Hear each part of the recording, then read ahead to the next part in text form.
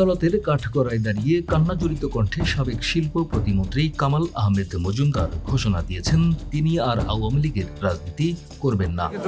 দলীয় পদে নাই, রাজনীতি থেকে চিরতর অব্যাহতি।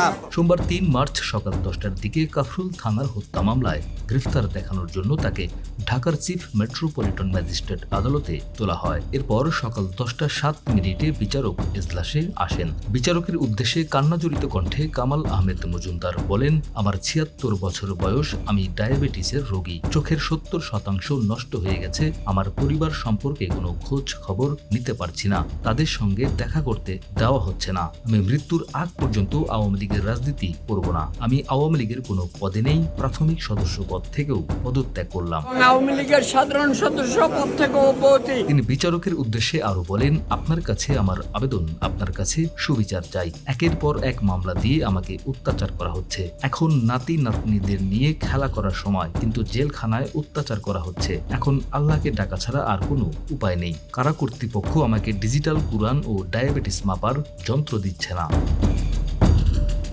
এরপর কাঠগড়া থেকে নামার সময় কামাল আহমেদ মজুমদার সাংবাদিকদের উদ্দেশ্য করে বলেন, রাজনীতি থেকে একেবারে অব্যাহতি, আর রাজনীতি করবেন না।